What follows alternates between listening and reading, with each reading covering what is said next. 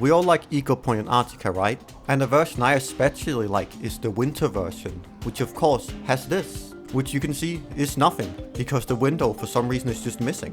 Which is just one of the funny little quirks Overwatch has, which doesn't really matter in the grand scheme, but I still think are really cool. So let me tell you about some of my favorite useless facts about Overwatch. Something huge going to Overwatch 2 has been all the voice lines they've been adding, and someone who got a lot of love has been this guy, Halford Glitchbot, who has a few fun voice lines when you go near the objective. And I'm just gonna play a few of my favorites that he can say.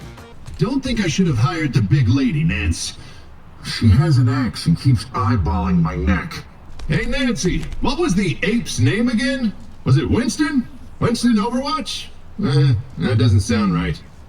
Don't attack me! Attack them! Hey, Nance, I got Anna out here. Anna from Overwatch? Yeah, she's alive apparently. But when you're done here, I recommend going into the game and finding these yourself.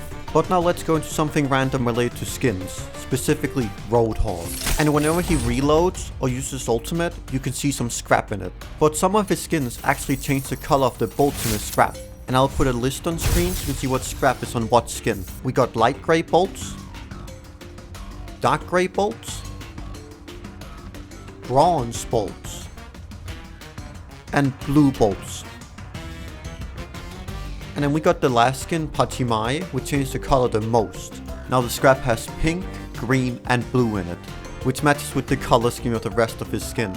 But Roadhog's not alone in this. Sombra has something similar happen on her skins with her translocator. And as you can see here, this is just Sombra's normal translocator. But if she equips a Overwatch League epic skin, you can see her translocator change its color to fit the team. And the same goes for her legendary dragon skin. But a skin as recent as the Aztec skin doesn't change the translocator, it just uses the default one. So she's very inconsistent in what actually changes the translocator's color scheme. But the rule of thumb just seems to be if it's an Overwatch League skin, it gets new translocator color. But hey, let's talk about something else fun Sombra can do, but this is with her gun instead. Specifically her bullet shells, which make a different sound depending on what type of material they land on.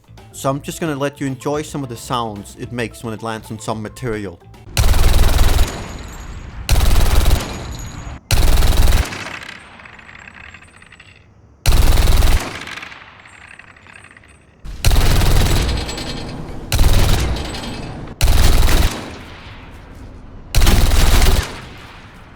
One of my favorite things people don't talk about is that a lot of Overwatch skins actually have light to them. So if I take some skins into a super dark area, you can see them light up in a very beautiful way.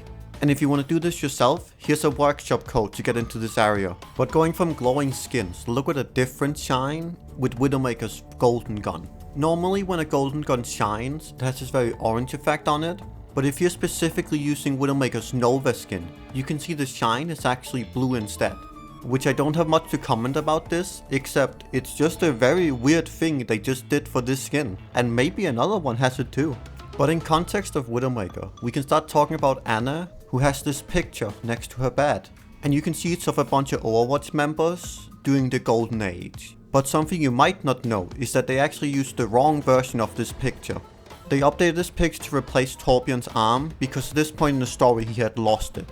Well, as you can see here, in the picture, he still has it. Some weird oddity going into Overwatch 2 is related to Echo's duplicate effect. Since as you can see here, Echo's duplicate works perfectly fine on Overwatch 1 Winston.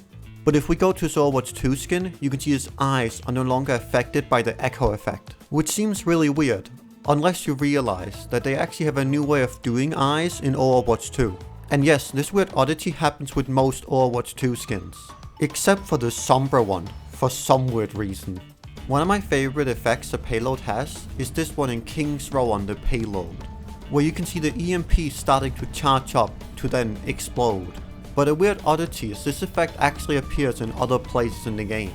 The first location is here on Winter King's Row at the Slave Payload, which you can see the effect is placed specifically under the payload near the floor. And here on Shambali on its payload, which it appears in basically the same spot.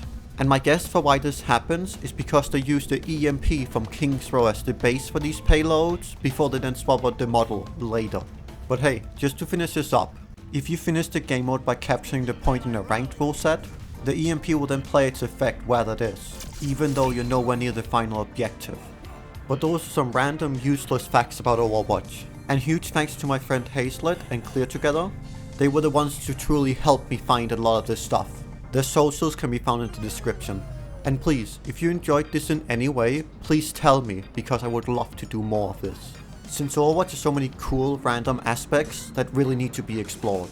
But anyway, have a good one everyone.